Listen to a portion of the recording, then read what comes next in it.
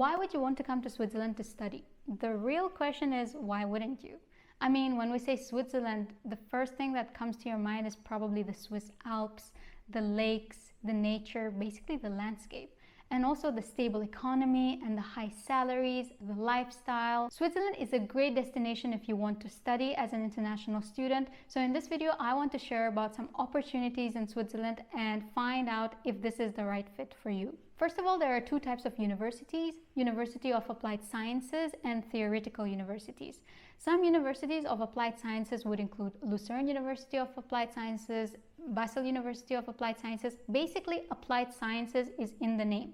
Theoretical universities would be like UZH or ETH. The difference between Applied Sciences and Theoretical universities: Applied Sciences gives you more practical and hands-on work throughout the course of your studies, whereas theoretical universities focus on theoretical knowledge, the foundation, and academic research. You do cover some academic research in Applied Sciences, just not as much in depth. So I studied IT management, and for me it did make sense to go to a University of Applied Sciences because I got practical, hands-on work, group activities during class to find out how IT systems actually work and how you can manage them. I also got to experience different group work to find out what it's like to mingle with people from different backgrounds and how to basically manage a system, how to manage a team. After picking the right university for you, you want to look at the courses. So most of the courses here in Switzerland are completely in German, and you want to make sure that you find those in English. Because if you are thinking that, oh, I'll just learn German for a year or two and then come to Switzerland, start my courses in German and improve, forget about it. Because doing that is going to be really difficult. Not only are you probably going to fail your classes because you don't speak German like a native, but it's also possible that you don't even get accepted to a university because you do need a language certificate. So if you are going to be an international student studying a German course, you will need to be able to show proof of at least level of C1, if not speaking like a completely native person. And speaking of language certificates, when you do sign up for English courses, you will also have to show a minimum of C1 certificate. After you have picked your university, make sure to look at the language courses and be sure to pick the ones that are in English. The ones that are in English are quite limited, however, they are still out there. Just make sure to, look deep into your university website. I find that visa requirements in Switzerland are a little more strict than in other countries, specifically the requirement of proof of funds. So it depends on which canton you'll be staying in, how much funds you have to show, but generally you have to show around 20,000 Swiss francs in your bank account under your own name. The reason that this is a little challenging is because you have to show this every year, but I will come back to this later. What makes this challenging is not only that, but also the fact that it needs to be in a FINMA bank account. So it can't be just any local bank account that you have.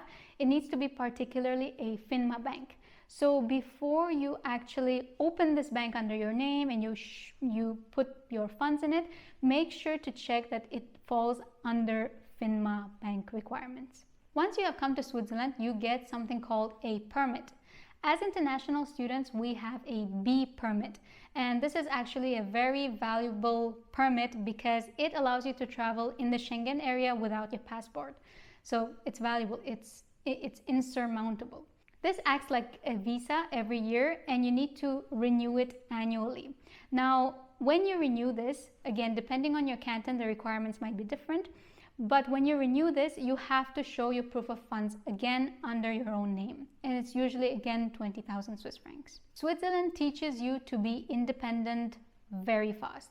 So the reason I say this is because although there are student associations and buddy programs to help international students settle in, you still have to learn to navigate life on your own. For example, you quickly learn that there is no life during weekends here after 7 o'clock because everything just shuts. And for people here, this is so normal that sometimes they don't tell you these kinds of things because, it just slips their mind. So I'll give you an example of my exchange semester in Vietnam. When I was in Vietnam, we had activities planned every evening for us as international students so that they can help us settle into the country. We also had buddy programs and WhatsApp group chats where people would be constantly active, asking questions, helping them to settle in Vietnam. However, in Switzerland, it's a little more quiet. It's not like that. If you need help, you need to be able to ask for it yourself. So another example would be when my friends went to their exchange semester in the UK, they shared stories that you could be best friends with a guy sitting next to you in a bar immediately, because people are so good at talking and people are so lively that it's very easy to talk to people.